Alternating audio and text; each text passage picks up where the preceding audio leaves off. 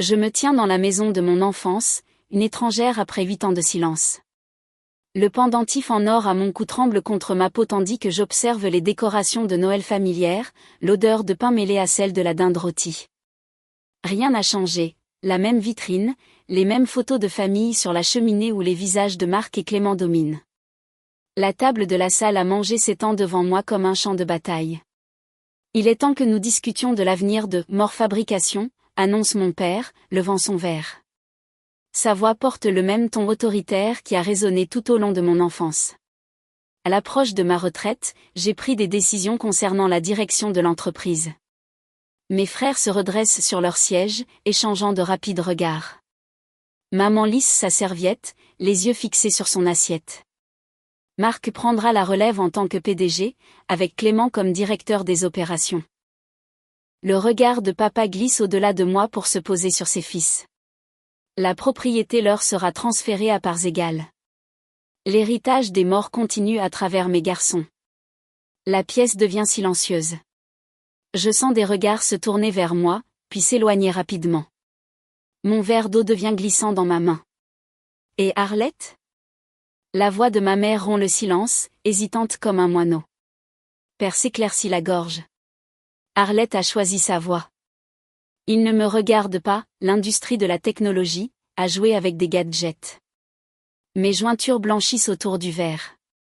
Il y a 8 ans, j'aurais baissé les yeux, accepté ce renvoi. 8 ans et des milliards d'euros plus tard, je me trouve étonnamment calme. Compris, dis-je, la voix ferme. Père hoche la tête, satisfait de ma soumission apparente. Mon esprit remonte au jour où j'ai obtenu mon diplôme avec mention en informatique. Debout dans cette même salle à manger, diplôme en main, expliquant mon concept de start-up. Les réseaux neuronaux pourraient révolutionner les diagnostics médicaux, avais-je dit, les yeux brillants de possibilités. Père avait ri. Ma chérie, c'est juste jouer avec des gadgets. Laisse les vraies affaires à tes frères. Marc et Clément avaient acquiescé, leur diplôme de commerce d'une école de province apparemment plus précieux que mon éducation à l'école polytechnique. Trouve un bon mari, avait suggéré maman, me tapotant la main. Quelqu'un qui réussit. J'étais partie cette nuit-là, j'avais demandé tous les prêts que je pouvais trouver, j'avais travaillé 3 emplois jusqu'à ce que le premier investisseur croie en moi. Maintenant, père lève sa fourchette, l'affaire étant réglée. Nous rédigerons les documents après les fêtes. Bien sûr, Arlette, tu pourrais toujours épouser quelqu'un qui réussit. Il y a toujours cette voie pour une femme. Personne ? Personne ? La table devient silencieuse. Maman fixe son assiette. Clément se tortille inconfortablement. Je continue à manger, chaque bouchée délibérée. Le tremblement dans ma main s'arrête. Je pose ma fourchette avec précaution, l'argent faisant un doux clic contre la fine porcelaine. Merci de clarifier ma position, dis-je, rencontrant ses yeux directement. C'est utile d'avoir les choses dites si clairement. Père cligne des yeux, peu habitué à un défi direct. Maintenant, Arlette. Non, s'il vous plaît. Je lève légèrement la main. Vous avez clairement exprimé votre position. J'apprécie l'honnêteté. Marc et Clément échangent des regards mal à l'aise. Ils ont toujours été les fils en or, loués pour des réalisations médiocres tandis que mes succès étaient minimisés. Aucun ne parle à ma défense maintenant. Leur silence les rend complices. Les yeux de maman naviguent entre nous. Elle ne s'est jamais opposée à père, pas une seule fois en 40 ans de mariage. Elle ne commencera pas maintenant, pas même pour sa seule fille. Je réalise, assise à cette table entourée de ma famille et pourtant totalement seule, que ma valeur a toujours été mesurée différemment. La valeur de mes frères est intrinsèque, la mienne conditionnelle. La révélation s'installe dans ma poitrine, non pas comme une douleur mais comme une clarté. Père continue de discuter des plans de transition, l'entreprise que j'ai aidé à moderniser pendant mes étés d'études, l'entreprise dont les processus de fabrication obsolètes je pourrais révolutionner, l'entreprise qui ne sera jamais la mienne. Je prends une autre gorgée d'eau, mon reflet déformé dans le cristal. Demain, tout changera. Ce soir, je les laisse croire qu'ils détiennent encore tout le pouvoir.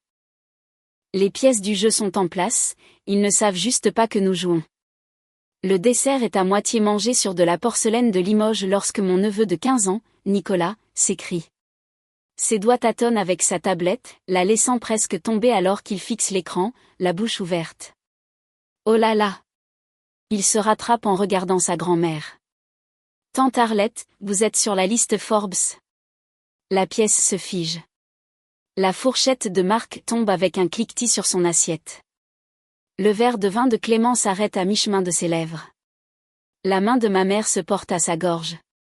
Laisse-moi voir ça, la voix de père tranche le silence, tendant la main vers la tablette. Nicolas la tourne plutôt vers la table. Mon visage nous regarde, à côté du chiffre qui vient de faire exploser notre dîner de Noël. 2,8 milliards d'euros. Neuromédecine, acquise pour 4,5 milliards d'euros, père lit à haute voix, sa voix creuse. Technologie révolutionnaire de réseau neuronal censé transformer les diagnostics neurologiques dans le monde entier. 8 ans de lutte, compressés en un titre qu'ils peuvent enfin comprendre. Eh bien, maman lisse sa serviette. C'est inattendu. Nous devons parler, père recule de la table. Dans le salon. Maintenant. Je le suis, verre de vin à la main. Maman se presse derrière nous, tandis que mes frères échangent des regards qui en disent long. Les murs du salon affichent des décennies de portraits de famille. La remise de diplôme de Marc. Le mariage de Clément. Mes frères flanquant père lors de parties de chasse et d'événements industriels. Mon absence sur ces photos n'a jamais semblé aussi délibérée. Père reste debout tandis que je m'assois sur le canapé. Les dynamiques de pouvoir inchangées depuis l'enfance. Depuis combien de temps aviez-vous l'intention de nous cacher cela? Sa voix tremble. Non pas de fierté, mais d'accusation. Je ne cachais rien, dis-je en sirotant mon vin. L'acquisition a été annoncée il y a 3 mois. Vous auriez pu appeler, maman est perchée sur le bord d'un fauteuil, semblant plus petite que dans mes souvenirs. Comme vous m'avez appelé? Les mots s'échappent avant que je ne puisse les adoucir. La mâchoire de père se serre. Je n'aurais jamais pensé que tu réussirais vraiment avec ces bêtises informatiques. Je te protégeais de la déception. La vérité enfin, après des années de « ce n'est qu'une phase » et « laisse les affaires à tes frères ». Marc s'éclaircit la gorge depuis le seuil. J'aurais dû vous le dire. Arlette est venue me voir pour un capital de démarrage, à l'époque où elle a commencé. Je l'ai refusé parce que papa a dit que nous ne devrions pas encourager les rêves irréalistes. Ma poitrine se serre. Tu savais à quel point j'avais besoin de ce prêt. Ton frère suivait mon conseil, père l'interrompt. Et mes lettres, demandai-je à maman. J'ai écrit chaque Noël pendant 3 ans. Elle baisse les yeux sur ses genoux. Ton père pensait qu'il valait mieux ne pas répondre tant que tu n'étais pas revenu à la raison. Je les ai interceptés, murmure-t-elle. Je suis désolée, Arlette. La trahison brûle à vif, même après toutes ces années. 3 couches de rejet de père, frère, mère, chacune coupant plus profondément que la précédente. Votre succès doit être exagéré, dit père, agitant la main d'un air dédaigneux. Ces valorisations technologiques ne sont que de la poudre aux yeux. Ils réviseront ce chiffre à la baisse d'ici quelques mois. Clément nous rejoint, les mains dans les poches. Papa a raison. Ces bulles technologiques éclatent tout le temps. En fait, Marc intervient, son ton soudainement chaleureux. Nous avons toujours su que tu avais du potentiel, Arlette. Tu te souviens quand je t'ai aidé avec ton cours d'informatique au lycée? Je le fixe. Tu as copié mes devoirs et nous avons eu tous les deux une retenue. Je disais à tout le monde à quel point nous étions fiers de toi, dit maman, réécrivant l'histoire sous mes yeux. Je savais que tu réussirais bien, mais pas aussi bien. Père hoche la tête, pivotant en douceur. La soif de succès des morts. Tu tiens ça de moi, tu sais. L'audace me coupe le souffle. 8 ans de silence transformés en une vie de soutien imaginé. Tu te souviens comment j'ai encouragé tes candidatures à l'université, demande maman, les yeux brillants de souvenirs inventés. Et j'ai toujours dit que la technologie était l'avenir, ajoute père. Leur bousculade désespérée pour revendiquer le crédit de mon succès devrait être risible, mais quelque chose en moi aspire toujours à leur approbation. Cette petite partie blessée de moi qui ne cesse de chercher la validation accueille presque leur histoire révisionniste. Pendant un instant, je suis tentée d'accepter ce faux récit, si cela signifie être enfin accepté comme membre de la famille. Mon téléphone vibre avec un message. Madame Dubois, ma professeure d'informatique du lycée, vient de voir l'article de Forbes. J'ai toujours su que tu changerais le monde, Arlette. Si fière de la fille qui restait après les cours pour apprendre Python quand tout le monde était rentré chez soi. La simple vérité de ces mots m'envahit comme de l'eau fraîche. Elle m'a vue. Elle a cru. Aucune histoire révisionniste n'est nécessaire. Assise là, regardant ma famille se bousculer pour réécrire notre histoire, je me demande si je devrais corriger leur faux récit ou simplement les laisser croire ce qu'ils voulaient. Rétablir les faits apporterait-il la guérison, ou ne ferait-il que rouvrir de vieilles blessures qu'il valait mieux laisser fermer? Les réponses ne viennent pas facilement, mais pour la première fois depuis mon arrivée, je réalise que c'est à moi de décider, pas à eux. Le lendemain, après la publication de l'article, j'écoute depuis la cuisine la voix de mon père résonner de son bureau. La porte est entr'ouverte, juste assez pour que ces mots portent clairement dans le couloir. Oui, Charles, elle a enfin réussi. Tous les conseils que je lui ai donnés sur la persévérance ont porté leurs fruits. Mon père rit, le son crissant sur mes nerfs. Je lui ai toujours dit de voir plus grand. Je saisis le plan de travail, mes jointures blanchissant. 8 ans de silence, et maintenant il réécrit notre histoire à son frère, mon oncle. Le même oncle qui m'avait tapoté la tête à la remise des diplômes et avait dit, au moins, tu es assez jolie pour bien te marier. Mon téléphone vibre pour la 5e fois aujourd'hui. Ma cousine Rachel veut un financement pour sa ligne de soins de la peau. Tante Patricia a besoin d'un petit prêt pour les frais de scolarité de son fils. L'arbre généalogique se souvient soudain de mon existence, les branches tendant vers mon portefeuille plutôt que vers mon cœur. Madame mort? La voix d'une femme me sort de mes pensées. L'aide cuisinière désigne le téléphone fixe. Le journal Le Courrier de la Creuse est au téléphone. Ils veulent fixer un entretien sur l'éducation d'une milliardaire. Un rire amer s'échappe de ma gorge avant que je ne puisse le contenir. La femme me jette un regard curieux. Dites-leur que nous ne sommes pas disponibles, dis-je, le mot « nous » ayant un goût aigre sur ma langue. Plus tard, seul dans ma chambre d'enfant, je fixe le plafond où les étoiles phosphorescentes que j'avais placées à 12 ans s'accrochent toujours obstinément. Le souvenir m'envahit comme de l'eau froide. 3 emplois. La cafétéria du campus à l'aube, le service d'aide de la bibliothèque entre les cours, et le restaurant ouvert 24h24 jusqu'à minuit, mes mains sentant perpétuellement le désinfectant et les frites. Après que mon père ait refusé de payer pour l'école polytechnique, me disant que l'informatique était une perte d'argent, j'avais survécu grâce à la détermination et à 4 heures de sommeil. Je me souviens avoir pleuré silencieusement dans ma chambre d'étudiante, 3 ans après le début de ma start-up, lorsque notre premier investisseur s'était retiré. Le dossier de présentation éparpillé sur mon lit, marqué de rouge par les refus.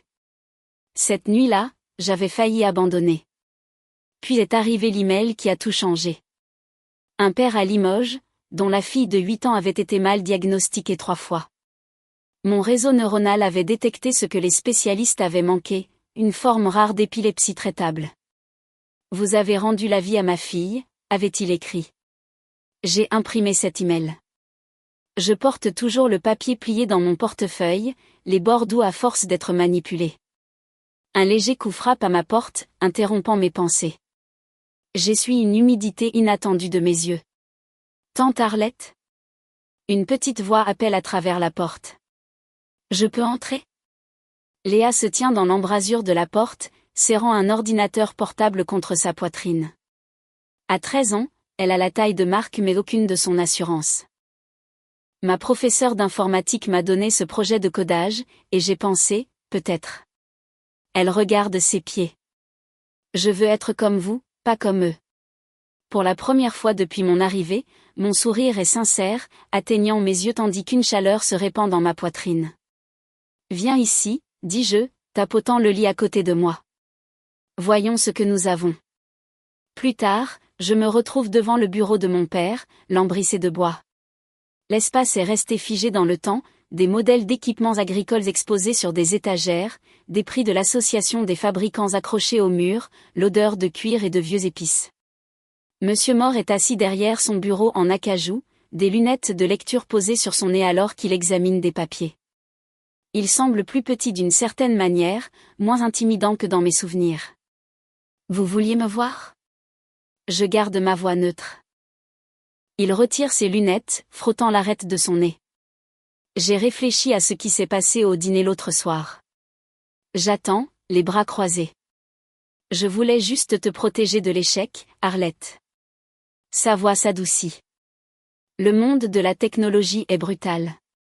9 startups sur 10 échouent. Je ne voulais pas que tu sois blessé. La justification familière allume quelque chose en moi. Des années de rejet se cristallisant en clarté. Vous ne me protégiez pas, dis-je, la voix ferme. Vous me réduisiez au silence. Ses yeux s'écarquillent légèrement. Chaque fois que je partageais une idée, vous appeliez ça jouer avec des gadgets. Quand j'ai obtenu mon diplôme avec mention, vous m'avez suggéré de trouver un mari au lieu de bâtir une entreprise. Mes mains restent fermes, ma voix calme malgré le feu dans ma poitrine. Ce n'était pas de la protection. C'était du contrôle. Maintenant, attendez une minute. Je n'ai jamais eu besoin de votre permission pour réussir, papa. La prise de conscience me remplit d'une légèreté inattendue. J'en avais besoin pour me sentir digne de succès. Il y a une différence. Il me regarde, la bouche entr'ouverte, sans mots. Mon esprit vagabonde vers Madame Dubois, ma professeure d'informatique du lycée. Les heures après les cours qu'elle a passées à m'aider à postuler pour des bourses derrière le dos de mon père. Votre esprit est exceptionnel, Arlette, m'avait-elle dit, ne laissez personne vous convaincre du contraire. Tandis que ma famille voyait des limitations, d'autres voyaient du potentiel. Le contraste ne pourrait être plus clair maintenant que je me tiens plus grande dans le bureau de mon père que je ne l'ai jamais été auparavant. Il y a un dîner de famille demain, dis-je, me dirigeant vers la porte. Je pense qu'il est temps que tout le monde entende la vraie histoire. De retour dans ma chambre, j'ouvre mon ordinateur portable, réécoutant les enregistrements audio des déclarations contradictoires de mon père des 2 derniers jours. Les mensonges sur son soutien, l'histoire révisionniste. Demain, tout changera. J'enregistre les fichiers dans un dossier intitulé « Vérité » et ferme mon ordinateur. Demain soir, d'en bas, j'entends la voix de mon père appeler tout le monde au salon. Pendant que nous nous réunissons, j'aimerais porter un toast, annonce-t-il alors que je descends les escaliers, à ma fille qui a réussi et qui a suivi mes conseils. Les verres en cristal teintent. Je souris, ne disant rien. Pourtant, je lève mon verre, reproduisant le geste de mon père de la veille. La pièce devient silencieuse. Ma famille observe avec des expressions allant de la curiosité à l'inquiétude. À la famille, je commence, ma voix ferme, et à la vérité, enfin. Je croise le regard de chaque personne autour de la table pendant que je parle, une cadence délibérée dans mes mots. Il y a 8 ans, je me tenais dans cette salle à manger avec mon diplôme de l'école polytechnique, le 4 juin 2017. J'expliquais mon concept de réseau neuronal pour les diagnostics médicaux. Père se tortille sur sa chaise. Je continue sans pause. Après m'être entendu dire de trouver un bon mari au lieu de poursuivre mes jeux avec des gadgets, j'ai demandé 23 prêts. Tous refusés. Je regarde directement Marc, y compris celui pour lequel je t'ai demandé de te porter garant le 15 juillet. Les yeux de maman s'écarquillent. Elle n'avait pas connu ce détail. J'ai travaillé 3 emplois simultanément, le Starbucks de l'avenue Victor Hugo de 5h à midi, le support technique chez Data West de 13h à 18h. Et du codage en freelance jusqu'à 2h du matin. Je prends une gorgée d'eau. Pendant 18 mois d'affilée. En novembre 2019, le Dr Chen est devenu mon premier investisseur.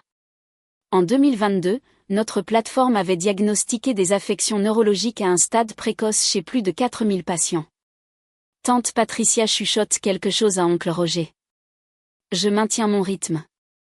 Le mois dernier, Neuromédicine a été acquise pour 4,5 milliards d'euros. Je pose mon verre avec un léger tintement sur la table. Non pas parce que j'ai bien épousé. Non pas parce que j'ai eu de la chance. Parce que j'ai refusé d'accepter les limitations qui m'étaient imposées dans cette pièce. Père s'éclaircit la gorge, le visage rougi. Maintenant, Arlette, j'ai toujours cru en toi, à ma manière.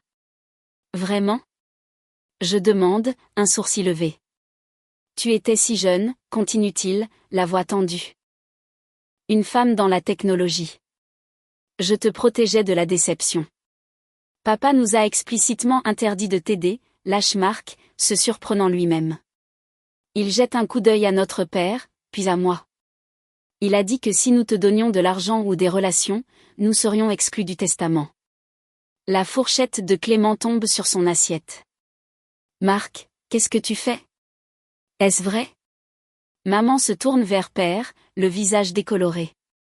J'ai intercepté tes lettres parce qu'il me l'a dit, avoue-t-elle, me regardant avec des larmes qui montent. Il a dit que te laisser échouer t'apprendrait à apprécier davantage la famille. Tante Patricia se lève brusquement. Gordon, vous nous avez dit qu'Arlette a refusé votre aide. La pièce éclate en accusations croisées, des années de mythologie familiale soigneusement entretenue s'effondrant en temps réel. Lorsque Clément suggère de simplement aller de l'avant et d'oublier le passé, j'hésite. Dois-je accepter cette paix superficielle pour le bien de l'harmonie familiale ou insister sur une reconnaissance authentique de la vérité avant que toute réconciliation ne puisse commencer ? Mon téléphone vibre. Le nom de Paul apparaît à l'écran. Mon petit ami depuis 3 ans avant que je ne quitte Paris, celui qui disait que mes rêves étaient mignons mais suggérait que je me concentre sur des objectifs réalistes. Le message indique, je t'ai vu dans Forbes, j'ai toujours su que tu avais du potentiel. Un café quand tu seras en ville ? Je montre le message à ma cousine Sophie à côté de moi, qui lève les yeux au ciel. Je réponds, merci, mais je préfère laisser le passé au passé. J'appuie sur envoyer pendant que tout le monde regarde. Un petit geste, mais le message est clair. Plusieurs membres de la famille hochent la tête avec un respect nouveau. Vous avez dîné de Thanksgiving avec le maire le mois dernier, dit tante Patricia, rompant le silence gênant. Votre cousine Jeanne a vu les photos. La fille du maire utilise notre plateforme à son hôpital, j'explique. Elle la crédite d'avoir sauvé la vie de son père après avoir détecté les premiers signes d'un AVC. Père fixe ses mains. Quand il lève les yeux, ils sont humides. J'avais tort à votre sujet, dit-il, la voix brisée sur le dernier mot. L'aveu plane dans l'air. Pas des excuses, mais ce qui s'en rapproche le plus que j'ai jamais entendu de sa part. Autour de la table, les expressions changent. Tante Patricia me serre l'épaule en passant pour remplir son café. Oncle Roger pose des questions réfléchies sur mon entreprise. Des cousins qui m'avaient à peine reconnu hier se penchent maintenant quand je parle. Peut-être, je suggère, en posant ma serviette. Devrions-nous avoir une véritable réunion de famille, pour discuter de la façon dont nous allons avancer à partir d'ici. Père hoche lentement la tête. Je pense que ce serait approprié. Pour la première fois en 8 ans, nous pourrions enfin nous écouter. 2 semaines après l'affrontement du dîner, un mercredi après-midi, Père se penche en avant sur son bureau en acajou, le même bureau où il avait signé d'innombrables documents m'excluant de l'héritage familial. La lumière de l'après-midi capte l'argent de ses cheveux alors qu'il glisse un dossier vers moi avec la précision calculée d'un joueur d'échecs. Nous avons réfléchi, dit-il, la voix anormalement brillante. Mort fabrication devrait refléter tous les enfants morts. J'ouvre le dossier. À l'intérieur se trouve une maquette d'un nouveau papier à en-tête d'entreprise avec « Mort et fille fabrication » imprimé en haut en caractères bleu marine brillants. Mon estomac se serre. Nous avons déjà imprimé des supports promotionnels, ajoute Marc, désignant une pile de brochures sur le coin du bureau. L'annonce est pour la semaine prochaine. Clément s'éclaircit la gorge. Le conseil d'administration pense que votre profil pourrait attirer de nouveaux investisseurs. Il se dandine. L'entreprise pourrait avoir besoin d'un apport de trésorerie. Vous avez bien réussi pour vous-même, dit Père, sa voix s'adoucissant pour prendre le ton qu'il utilisait autrefois lorsqu'il me demandait d'être raisonnable quant à l'abandon de ma bourse de l'école polytechnique. Imaginez ce que votre expertise et vos ressources pourraient faire pour l'entreprise familiale. Je passe mon doigt sur l'entête, sentant le texte en relief sous mon doigt. Après toutes ces années de rejet, ils ont enfin trouvé une utilité pour moi, mon argent, ma réputation, mon succès auquel ils n'ont eu aucune part. J'apprécie la pensée, dis-je, refermant le dossier d'un léger clic. Bien, bien. Père hoche la tête, ses épaules se détendant. Nous programmerons la conférence de presse pour. Je n'ai pas dit oui. Ma voix tranche sa célébration prématurée. Père cligne des yeux, momentanément désorienté. Mais vous avez dit. J'ai dit que j'appréciais la pensée, ce qui est le cas. Je me lève, lissant ma jupe. C'est une révélation. L'horloge grand-père dans le coin égrène lourdement le silence. Maman se tortille sur sa chaise près de la fenêtre, ses yeux allant de père à moi comme un oiseau piégé. J'ai aussi réfléchi, je continue, à l'héritage et à l'impact. J'ouvre mon ordinateur portable, tournant l'écran vers eux. La page web affiche un site professionnellement conçu avec le fonds d'innovation MORE, en haut, sous une bannière de femmes en casque de chantier, blouse de laboratoire et tenue d'affaires. Qu'est-ce que c'est? Père se penche en avant, plissant les yeux. Je crée une dotation de 10 millions d'euros pour les femmes dans les STEM et la fabrication, en me concentrant spécifiquement sur les entrepreneurs de la région Nouvelle-Aquitaine. Je fais défiler la page pour montrer le portail de candidature. Nous acceptons déjà les candidatures pour notre première série de subventions. La bouche de Clément s'ouvre et se ferme sans son. Marc serre le bord du bureau. 10 millions? Maman murmure. Pour commencer, je ferme l'ordinateur portable. Les entreprises que ces femmes construiront changeront le paysage de la fabrication française. Elles créeront des emplois, des innovations et des marchés entièrement nouveaux. Mais l'entreprise familiale, Père commence, restera exactement ce qu'elle a toujours été. Je rencontre son regard fermement. Votre héritage. Je n'ai pas besoin de votre héritage, Père. J'ai construit le mien. Le muscle de sa mâchoire tressaille, un signe familier d'une frustration montante. Pour la première fois, je ne ressens pas l'envie automatique de l'apaiser. Discutons en nos dîners, suggère maman, sa voix mince de tension. Nous migrons vers la salle à manger, ce champ de bataille où père avait annoncé ma déshéritation pour la première fois. La table s'étend entre nous, polie à un éclat tel qu'elle reflète la lumière du lustre. Les verres en cristal attrapent et dispersent des arcs-en-ciel sur la nappe. Père découpe le rôti avec des coups courts et fermes. Ce fonds de votre part, dit-il finalement, c'est un joli projet caritatif, mais les vraies affaires exigent de l'expérience. Au contraire, le fonds n'est pas de la charité, je le corrige. C'est un investissement. Et en parlant d'expérience, je me tourne vers maman, qui sursaute légèrement sous l'attention inattendue. J'aimerais que vous rejoigniez le conseil d'administration, maman. Le couteau de découpe se fige à mi-tranche. Le verre d'eau de maman s'arrête à mi-chemin de ses lèvres. Lorraine ne connaît rien aux affaires. Père balbutie. Elle n'a jamais travaillé un jour. Elle a élevé 3 enfants tout en entretenant cette maison et en soutenant votre carrière, je réplique. Elle a géré les finances familiales, organisé des événements caritatifs et construit des liens communautaires qui ont bénéficié à MORE Fabrication pendant des décennies. Maman pose son verre avec précaution. Gordon s'est toujours occupé des décisions importantes, dit-elle doucement. Et comment cela a-t-il fonctionné pour vous? Je lui demande directement.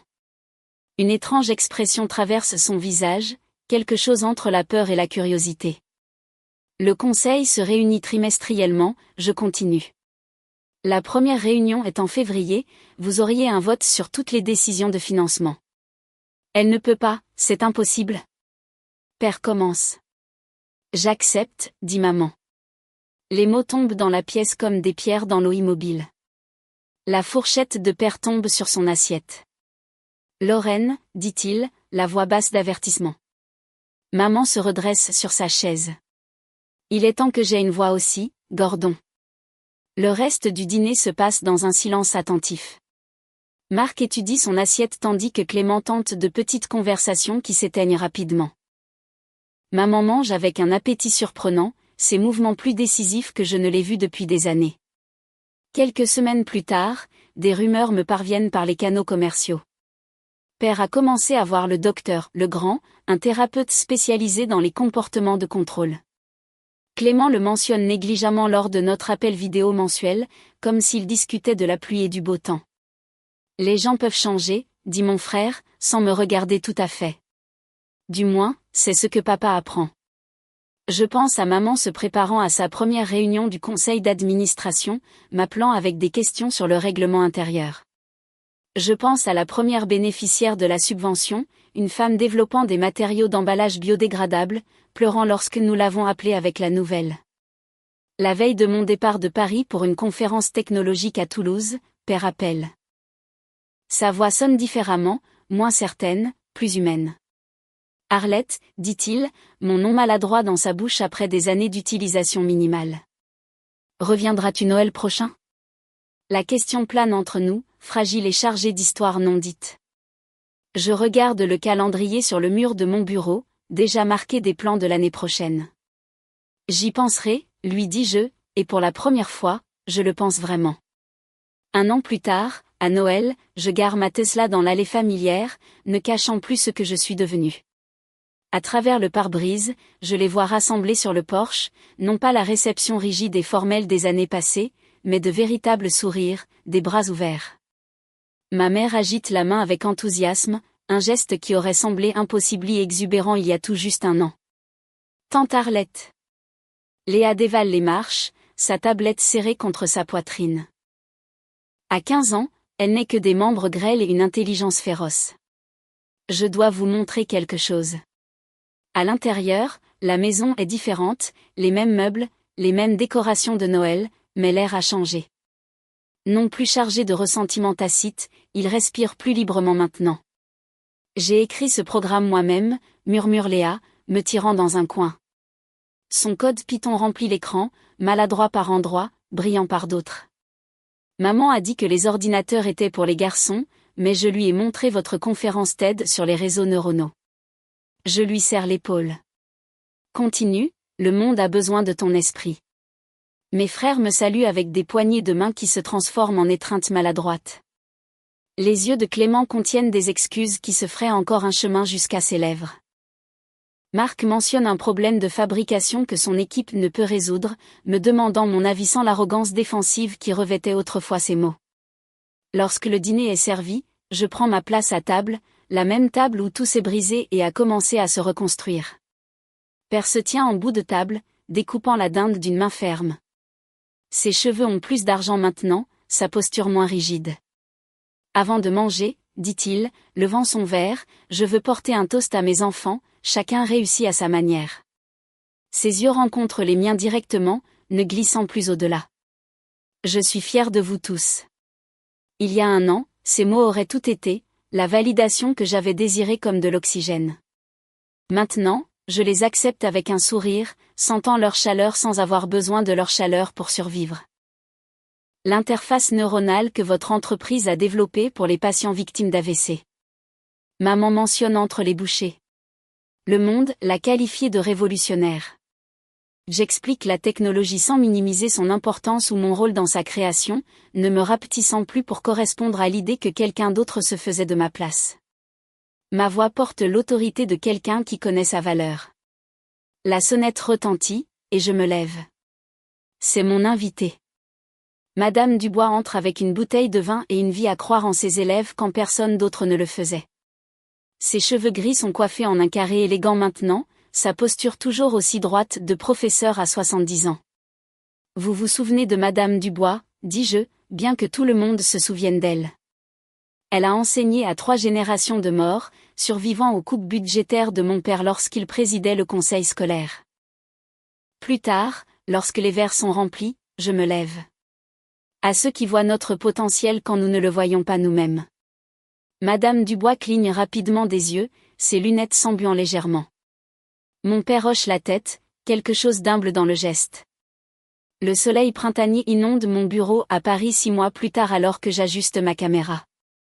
30 adolescentes de la Creuse rurale me regardent depuis mon moniteur, leurs visages avides pendant notre atelier de codage virtuel.